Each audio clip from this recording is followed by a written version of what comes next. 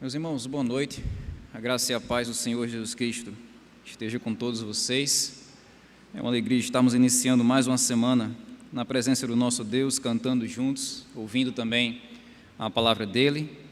E hoje pensando numa temática muito oportuna para essa abertura da nossa campanha de missões mundiais, né? Dentro da temática geral, Viva a Compaixão, nós vamos pensar um pouquinho nessa noite sobre a compaixão do discípulo. A compaixão do discípulo. Para isso nós vamos fazer a leitura de um único versículo que está registrado em Efésios, capítulo 4. Nós faremos a leitura a partir do verso de número 32, ou apenas o verso de número 32. Efésios, capítulo 4, verso de número 32. Diz assim a palavra de Deus: pelo contrário, sejam bondosos e compassivos uns para com os outros, perdoando uns aos outros, como também Deus, em Cristo, perdoou vocês. Que Deus aplique no nosso coração a sua palavra. Meus irmãos, uma das verdades mais duras que nós temos de engolir nessa vida é que todos nós vivemos num mundo de sofrimento. Nós vivemos num mundo de dores, nós vivemos num mundo de lágrimas. Quando nós andamos pelas ruas, quando nós visitamos os hospitais, quando nós passamos na frente dos cemitérios, quando nós ligamos a nossa TV no noticiário, fica claro que o sofrimento, ele faz parte do dia a dia de cada um. O sofrimento que a fome traz, o sofrimento que o luto traz, o sofrimento que a doença traz, o sofrimento que a guerra traz, o sofrimento que a violência traz, o sofrimento que as catástrofes naturais que acontecem em nosso mundo trazem para a nossa existência, para a nossa caminhada como humanidade. O fato é que o sofrimento alcança diferentes pessoas e alcança de diferentes modos, por diferentes caminhos. Esses são apenas alguns dos vestígios que poderíamos destacar para entender a realidade do sofrimento na nossa vida e no nosso mundo. E é exatamente por causa disso, é exatamente por causa desse contexto de dor, de lágrimas e sofrimento, que a compaixão se torna uma virtude extremamente necessária. Nós podemos dizer que, como crentes, é nosso papel agirmos como uma resposta de Deus ao sofrimento desse mundo. Como crentes, nós devemos entender que a melhor resposta que podemos dar ao sofrimento desse mundo é exercer compaixão. A melhor reação que nós podemos ter diante de um mundo que sofre e que está dolorido e que chora, a melhor reação que nós podemos ter como crentes é vivermos a compaixão de Deus em nossas vidas como discípulos e discípulas do Senhor Jesus Cristo. É exatamente aqui onde nós chegamos ao texto que acabamos de ler.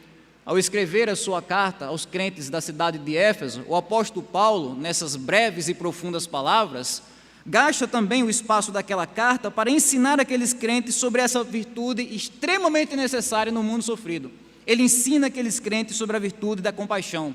A compaixão que os crentes devem viver tanto dentro da igreja, como também fora da igreja. E ao ensinar sobre a compaixão, o apóstolo Paulo vai destacar aqui pelo menos 3 marcas da compaixão do discípulo.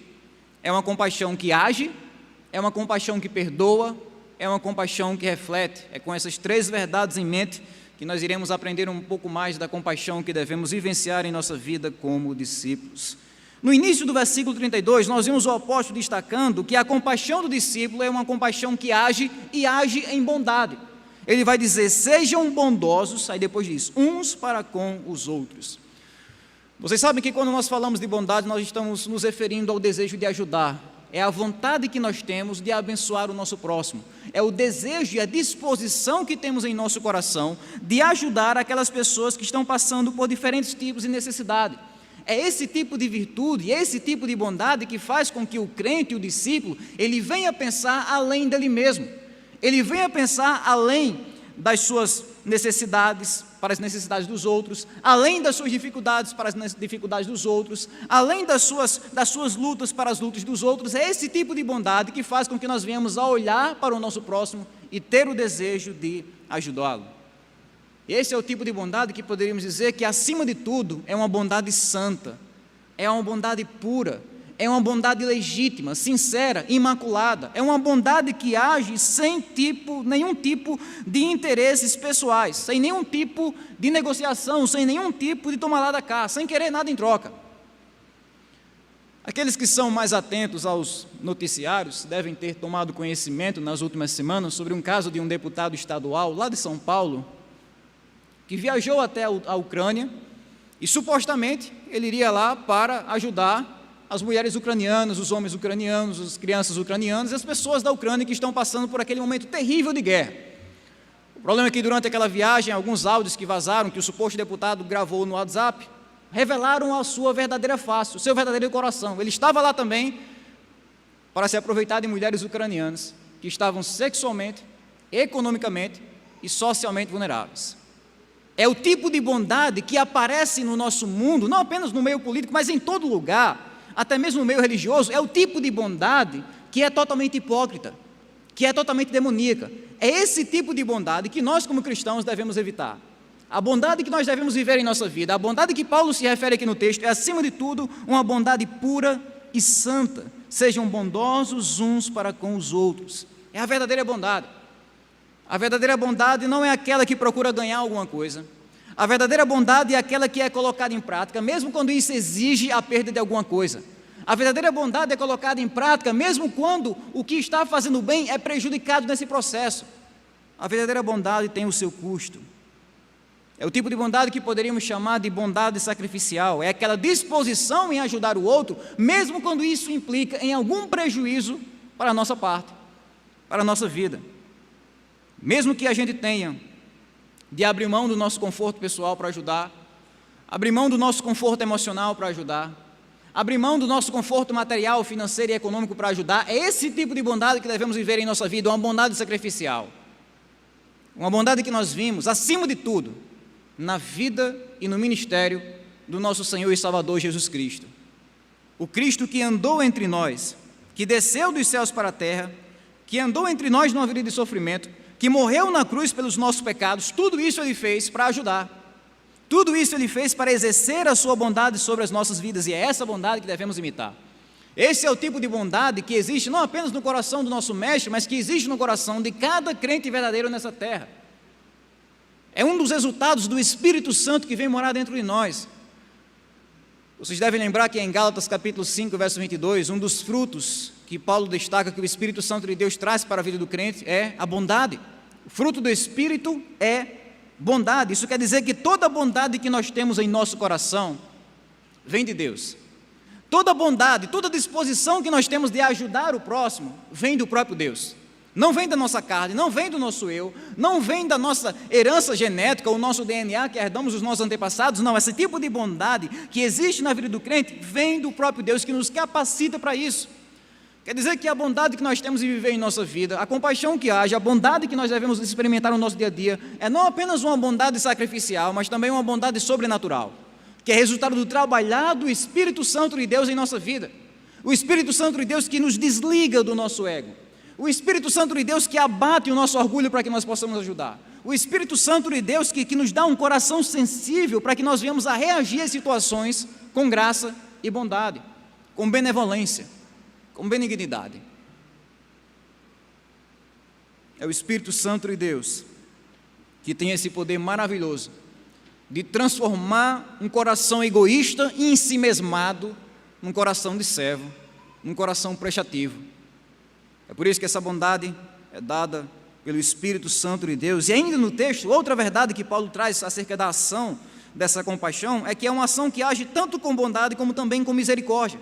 Ele diz ainda no texto, sejam compassivos uns com os outros. É assim que Paulo coloca a bondade e a misericórdia lado a lado. É a relação que existe entre bondade e compaixão.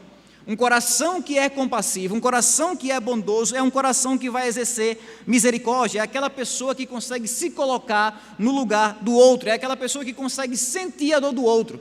É o que nós chamamos de empatia. Empatia é a capacidade que você tem de se colocar no lugar do seu próximo, é a sensibilidade que você tem no seu coração de ser afetado não apenas por aquilo que machuca você, mas também por aquilo que machuca o seu próximo. Isso é empatia. É quando a dor do outro se torna a nossa dor, o fracasso do outro é o nosso fracasso, a luta do outro se torna a nossa luta. É esse tipo de compaixão que funciona como uma gasolina da bondade. É esse tipo de compaixão, de misericórdia em nosso coração, que faz com que nós venhamos a amar uns aos outros de forma sincera, que faz com que nós venhamos a levar os fardos uns dos outros de forma resoluta. É esse tipo de coração, repleto de misericórdia, que é usado para a glória de Deus nesse mundo, para abençoar os outros nesse mundo também. O chamado do discípulo, então, é para fazer coisas boas, e fazer coisas boas no mundo de maldade. Todos vocês sabem que nós vivemos num mundo onde a bondade está num processo acelerado de extinção. As pessoas não sabem mais o que é fazer o bem, as pessoas não sabem mais o que é valorizar o bem. Nós vivemos num mundo onde o próximo ele é visto não como uma pessoa a ser ajudada, mas como uma pessoa a ser explorada. Nós vivemos num mundo onde o próximo é visto não como uma pessoa que nós devemos ajudar, mas como uma pessoa que nós devemos derrubar e passar por cima para poder ganhar alguma coisa na vida. Esse é o tipo de mundo mau no qual a gente vive. E essa falta de bondade, essa presença da maldade que desemboca em todos os problemas que nós vivenciamos nesse mundo: corrupção, adultério, estupro, roubo, violência, mentira, difamação, calúnia, calote, assassinato, todo tipo de maldade que a nossa mente pode imaginar, nasce exatamente aqui, na falta de bondade do nosso mundo. O mundo mau. Mas o chamado do discípulo é para entrar na contramão desse mundo, sem medo de se acidentar. O chamado do discípulo é para viver a bondade. Por um lado, por exemplo, nós precisamos viver a bondade em nossa vida como igreja. Precisamos fazer o bem aos nossos irmãos na fé. E o que é isso, Neemias? Atitudes práticas que nós tomamos para abençoar uns aos outros. É você saber que o irmão está passando por uma luta muito forte na vida dele e você se dispor a ajudar aquele irmão, a orar por aquele irmão, a conversar, visitar aquele irmão, abençoar aquele irmão, encorajar aquele irmão. É você saber que o irmão está passando por uma indecisão muito grande na sua vida, uma fase de decisões difíceis, e você compartilhar alguma experiência de quando você mesmo estava passando por aquela situação. Olha, eu passei por isso, e Deus me guiou dessa forma, Deus me abençoou dessa forma, Deus me conduziu desse jeito. É esse tipo de bondade que nós precisamos. É você saber que o irmão está passando por uma situação de tristeza, de dor, de luto, e você se dispor a orar por aquele irmão, mandar uma mensagem pelo WhatsApp, ou visitar pessoalmente, trazer uma ligação para o telefone dele, fazer de um jeito que você se torne um instrumento da consolação de Deus na vida dele. É você saber que um irmão está passando por uma crise financeira sem precedentes na vida dele e da sua família, e você de fato chegar junto, abrir a carteira e ajudar. Isso é o que nós chamamos de bondade. Não são apenas palavras que colocamos no sermão ou que postamos nas redes sociais, são atitudes práticas que tomamos no dia a dia, muitas vezes longe dos olhares de todo mundo, para que nós possamos abençoar o nosso próximo. É assim que vivenciamos a nossa vida como igreja, fazendo coisas boas. Mas não apenas em igreja, nós como discípulos devemos fazer o bem a todos. Isso inclui todos, isso inclui crentes, inclui descrentes, inclui pessoas que você não conhece, inclui pessoas que não gostam de você, inclui pessoas que não vão com a sua cara, inclui pessoas que se consideram seus inimigos. O discípulo de Jesus, ele precisa aprender a arte de fazer o bem e ser prestativo a todos e em todos os lugares.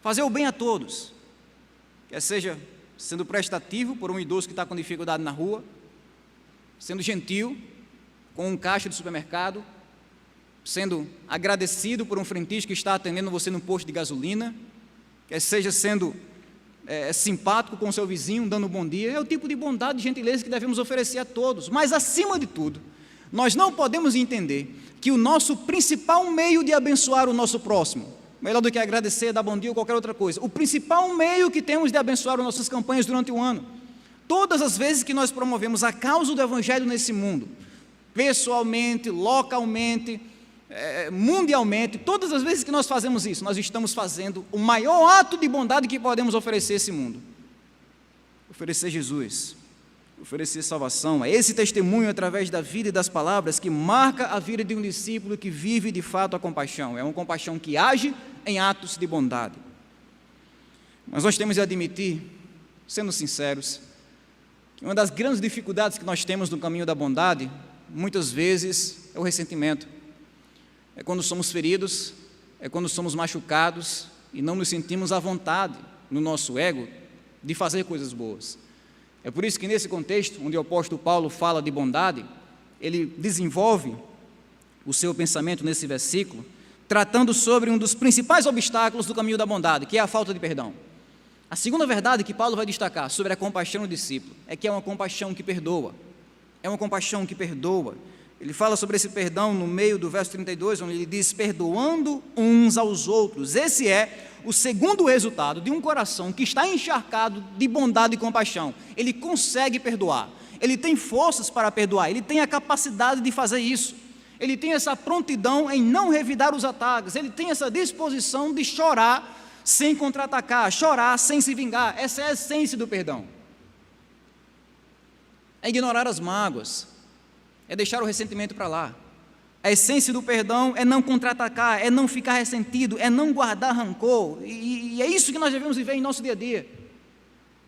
Irmãos e irmãos, eu sei como funciona um coração humano, não me entendam mal, eu não estou dizendo que o perdão é simplesmente você se esquecer do ataque e fingir que nada aconteceu. Isso não é perdão, porque é impossível. É impossível. Quando você é atacado, você lembra disso. Não tem como você não lembrar. Então, o que é perdão? Perdoar é quando você não fica remexendo. Você foi ferido? Pronto, foi ferido. Perdoar é quando você não fica remexendo aquela ferida. Sabe um menino ruim? Ele levou uma queda na calçada. Eu digo isso que eu fazia isso. Ele levou uma queda na calçada e tem uma ferida do tamanho do mundo lá. Sararia em torno de 1 semana e meia. Mas ele é tão buliçoso. As feridas do coração. É alguém que nos machuca, é alguém que nos fere e a gente fica remoendo aquela ferida. Mas o tipo de perdão que nós devemos visualizar aqui é esse. Nós lembramos da dor, nós lembramos que estamos feridos, porque temos a cicatriz aqui no nosso coração, mas ao mesmo tempo nós não sentimos essa dor. Nós não remoemos essa dor. Nós não repetimos essa dor, nós não damos um replay naquele acontecimento. É isso que caracteriza o verdadeiro perdão. Não é você não lembrar da dor, você lembra da dor, mas você não sente mais a dor. Não sente mais. É a cicatrização do coração. É esse tipo de perdão que nós devemos vivenciar no nosso dia a dia. E é aqui onde nós chegamos a uma verdade muito interessante sobre a nossa vida como igreja. Se Paulo está dizendo nesse versículo aqui, que nós devemos perdoar uns aos outros, então nas entrelinhas, o apóstolo Paulo está dizendo também que nós vamos ferir uns aos outros. Nós vamos machucar uns aos outros. Nós vamos falhar uns com os outros, e isso vai fazer parte da nossa caminhada como igreja, enquanto estivermos desse lado da eternidade, e entender isso aqui é importante. Há muitos crentes que caem em dois extremos nesse assunto. Existe aquele tipo de crente que tem uma visão romântica da igreja, o crente que cai no extremo do romantismo, é aquele tipo de crente que acha que a sua vida na igreja vai ser mil maravilhas sempre, vai ser sempre perfeição, vai ser sempre calor, sempre comunhão, sempre alegria. Ele acha que nunca vai ficar machucado, nunca vai ser desiludido, nunca vai ser escandalizado, nunca vai ser decepcionado, nunca vai ser frustrado, nunca vai ser machucado. Ele acha que a sua vida como igreja vai ser mil perfeição. É uma visão romântica da igreja, que faz com que as pessoas enxerguem os crentes como anjos perfeitos de Deus aqui na terra. É o extremo do romantismo que nós devemos evitar, porque a igreja não é assim. Não ainda. Mas por outro lado, nós temos o extremo do pessimismo. É aquele tipo de crente que acha que a igreja é um lugar terrível, a igreja é um lugar cheio de pessoas egoístas, a igreja sempre vai ter frustração, e só decepção, e só sofrimento, e só tristeza, e só maldade. É aquele tipo de pessoa que enxerga os crentes como demônios, e diz que todo crente é egoísta, todo pastor é ladrão, todo irmão é fofoqueiro. É o tipo de pessoa que tem uma visão pessimista da igreja. É outro extremo, que nós também devemos evitar. Se nós queremos de fato viver uma vida cristã saudável, nós precisamos ter uma visão realista da igreja, não romântica, não pessimista, mas uma visão realista, que faz a gente enxergar a igreja como a igreja de fato é. Nós não somos demônios, também não somos anjos. O que é que nós somos então como igreja? Nós somos pecadores redimidos em um processo de restauração. Nós somos pecadores caídos e transformados pelo evangelho, que estamos em um processo de cura, em um processo de restauração, e muitas vezes, nesse processo de restauração, nós vamos ferir uns aos outros, nós vamos machucar uns aos outros, nós vamos errar uns com os outros. Isso faz parte da nossa caminhada. É por isso que Paulo está escrevendo isso aqui para a igreja, dizendo: nós devemos perdoar uns aos outros.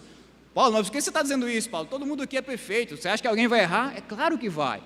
E nesses momentos onde nós erramos, falhamos, onde há conflitos de personalidades, caráter, interesses, onde há conflitos de pessoas que estão se batendo uma com a outra, nesses momentos a melhor cura para apaziguar a situação é a prática do perdão.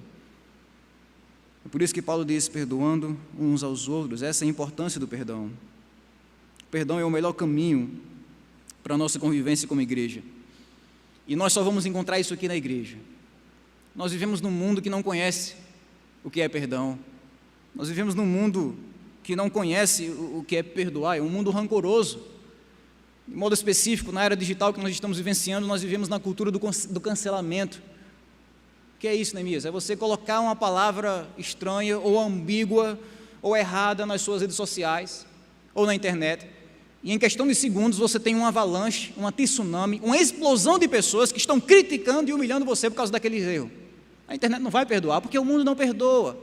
As pessoas não têm essa disposição de perdoar. É a cultura da vingança, é a cultura que não deixa barato, é a cultura que paga na mesma moeda, é a cultura que não leva desaforo para casa, é a cultura na qual a gente vive, uma cultura que não conhece o perdão. E é nesse contexto que a igreja entra como uma luz de Jesus nessas trevas. Nós fazemos a diferença quando nós perdoamos uns aos outros. Perdoamos uns aos outros. Por que nós fazemos isso? Porque como crentes, nós sabemos que as imperfeições que existem na nossa vida podem existir também na vida do outro. Então eu perdoo. Como crente eu sei que os erros que eu posso cometer na minha vida cristã, o outro também pode cometer. Ele pode me ferir como eu posso ferir ele. Por isso eu perdoo. Essa concepção, essa consciência de si mesmo que faz com que o crente ele seja capacitado a perdoar. O crente sabe que a única resposta santa, a única resposta racional que ele pode dar a um mundo de imperfeição é o perdão. O crente pensa assim, é simples, olha, erros vão acontecer e esses erros muitas vezes vão respingar na minha vida, então a melhor coisa que eu faço para não enlouquecer e não perder a cabeça é perdoar. Perdoar.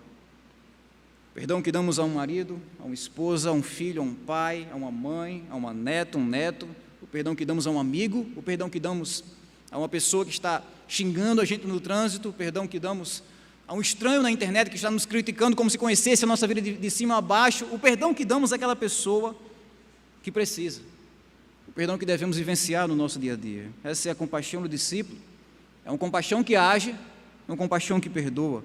Mas em último lugar, como o texto vai dizer, a compaixão do discípulo também reflete, ela reflete a compaixão de Deus. O final do verso 32 diz, como também Deus em Cristo perdoou vocês, como Deus em Cristo perdoou vocês. É como se, com essas palavras, o apóstolo estivesse dizendo que o crente que vive a compaixão, ele está tanto imitando a compaixão de Deus, como também refletindo essa compaixão de Deus. Ele está sendo um espelho de Deus nesse mundo. As pessoas olham para ele, para o crente, para o discípulo, e veem algo sobre o caráter compassivo de Deus. É como se fosse um espelho apontado para o céu, e quando a pessoa olha para aquele espelho, consegue ver a luz de Deus, a luz da compaixão de Deus, brilhando através daquela vida. Uma compaixão de Deus que é livre, que não tem a obrigação de perdoar, mas perdoa. Uma compaixão de Deus que é sincera, que não perdoa para iludir alguém ou para enganar alguém. Uma compaixão de Deus que é esforçada, que é sacrificial, que perdoa a gente, que cura a gente, que salva a gente até as últimas consequências da cruz. É essa compaixão que nós devemos refletir no nosso dia a dia. Na Bíblia nós encontramos muitos exemplos dessa compaixão. A compaixão que Deus teve de Adão e Eva, quando eles pecaram e não foram fulminados de imediato lá no Éden. A compaixão que Deus teve de Noé no dilúvio, ao preservar a família de Noé. A compaixão que Deus teve de Israel, quando eles estavam escravizados lá no Egito. Deus resgata o seu povo, Deus preserva o seu povo. São muitos os exemplos que encontramos na Bíblia da compaixão de Deus. Mas, meus irmãos e irmãs, o maior ato de compaixão que nós enxergamos em toda a Bíblia não aconteceu no Éden, não aconteceu no dilúvio, não aconteceu no Egito, ele aconteceu no Gólgota. Como diz o hino, foi na cruz. Foi na cruz onde a gente teve a capacidade de visualizar o ato mais claro, gritante, nítido e climático da grandeza de Deus. O clímax, o ápice, o ponto mais alto da compaixão de Deus foi visto ali, em Cristo, no Deus que envia o seu próprio Filho para morrer no lugar de pecadores sujos como eu e você. É essa compaixão de Deus que Paulo está mencionando aqui. Ao falar sobre compaixão, ele não diz, olha pessoal, perdoem aí como eu perdoei fulano de tal. Ou como eu vi Deltrano perdoando o Ciclano, ou como eu perdoei o evangelista Marcos na intriga que a gente teve lá atrás. Não, Paulo não diz isso. Ele diz: perdoem como Deus em Cristo perdoou vocês. O exemplo mais forte que Paulo vai citar aqui é esse Deus que tolerou os pecados da humanidade por um tempo, que refreou a sua própria ira e que depois derramou toda a nossa condenação sobre o seu próprio Filho na cruz para nos salvar, nos transformar e nos redimir. É o exemplo de Cristo. É o exemplo do Cristo que se deu por nós. E o nosso dever é imitar esse exemplo e refletir esse exemplo em nossa vida. Perdoar os outros como Deus nos perdoou. De um certo modo, o que Paulo está dizendo aqui no texto é que o Evangelho deve moldar a nossa vida, moldar a nossa conduta. O Evangelho não é apenas uma mensagem para acreditar, o Evangelho é uma mensagem para transformar, uma mensagem para mudar a nossa caminhada. Nós podemos dizer que o Evangelho é ao mesmo tempo o maior exemplo de compaixão e também o maior motivo que temos para exercer compaixão. É o Evangelho. É o Evangelho que transforma a nossa vida ao ponto de mudar também os nossos relacionamentos. É o Evangelho que muda a maneira como fazemos coisas boas, ao mostrar um Deus que se fez carne e fez o bem sem olhar a quem, sem fazer distinção de pessoas. É o Evangelho que muda a maneira como lidamos com os nossos inimigos, mostrando um Deus que cuidou, transformou e salvou os seus próprios inimigos. É um Evangelho que muda a maneira como nós lidamos e cuidamos dos mais pobres, ao mostrar um Deus que, apesar de ser rico, Ele abre mão das suas riquezas lá no céu e vem viver como um homem de dores nessa terra, para que, através da sua pobreza, Ele possa enriquecer a muitos. É o Evangelho que muda a maneira como a gente lida com as injustiças que nós sofremos no nosso dia a dia, ao mostrar um Deus que, apesar de ter sido caluniado e blasfemado, Ele intercede pelos seus difamadores na cruz. É esse Evangelho que muda os nossos relacionamentos, que muda a maneira como a gente enxerga a vida, que muda a maneira como nós enxergamos as pessoas. É por isso que, ao falar sobre bondade, ao falar sobre perdão, ao falar sobre graça, o exemplo e o argumento mais forte que o apóstolo Paulo utiliza é simples: o Evangelho. Como Deus em Cristo perdoou vocês. Essa é a grandeza do Evangelho na vida do crente. Uma das piores coisas que podemos fazer na nossa vida cristã é subestimar o poder do Evangelho, é subestimar a importância do Evangelho, é achar que o Evangelho é apenas para pessoas incrédulas, é achar que o Evangelho é apenas para novos convertidos. Mas o que Paulo está destacando aqui nessas poucas palavras é que não existe nenhum crente que esteja além da sua necessidade do Evangelho. O que Paulo está destacando aqui nas suas palavras é que o Evangelho é para todo crente, é para toda a vida, é para todos os relacionamentos. Para toda a nossa caminhada com Deus, nós devemos aprender a vivenciar o Evangelho em cada centímetro da nossa caminhada, porque é assim que nós podemos viver, de fato, vidas que glorificam a Deus. É quando vivemos por meio do Evangelho.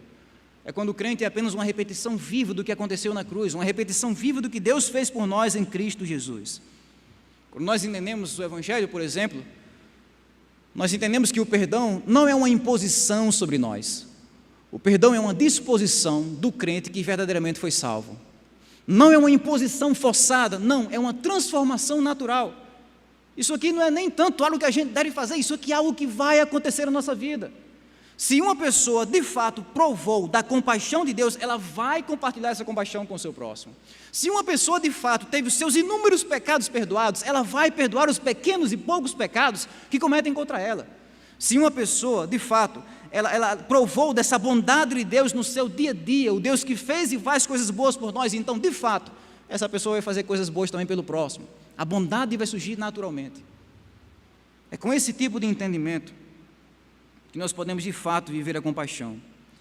Uma compaixão que nasce no coração de Deus, uma compaixão que é aplicada no coração do discípulo por meio da cruz, e uma compaixão que é vivenciada no nosso dia a dia, através da bondade, graça e do perdão em nossos relacionamentos, em nossa vida como igreja, em nossa vida nesse mundo. Meus irmãos, o resumo de tudo que Paulo está ensinando aqui é simples. Qual é a compaixão do discípulo? A compaixão do discípulo é aquela que age. Não é só palavras, não é só hinos, não é só versículos, não é só sermões. Ela age, é uma ação prática para o bem daqueles que são crentes, para o bem daqueles que são descrentes, para o bem dos conhecidos, para o bem dos desconhecidos. Segundo, a compaixão do discípulo é aquela que perdoa. No mundo vingativo, magoado e rancoroso, o discípulo vem brilhar a luz da compaixão de Deus, oferecendo perdão ao seu próximo, compartilhando o perdão que ele mesmo recebeu de Deus. E terceiro, a compaixão do discípulo é aquela que reflete, através da vida do discípulo, que o mundo poderá entender algo sobre o Deus que é compassivo, o Deus que perdoa, o Deus que transforma, o Deus que salva. A minha oração, meus irmãos, é que diante dessas verdades tão desafiadoras para a minha vida, para a vida de vocês, que nós possamos orar para que essa compaixão de Deus possa ser cada vez mais vivenciada e compartilhada em nossa vida como discípulos, em nossa vida como cidadãos, em nossa vida como pais, como mães, como filhos, como filhas, como conhecidos, como desconhecidos. A minha oração é que essas verdades de Deus, elas venham nortear cada centímetro da nossa caminhada como discípulos e discípulas do Senhor Jesus Cristo. Que Deus então nos abençoe para que nós possamos de fato viver essa compaixão.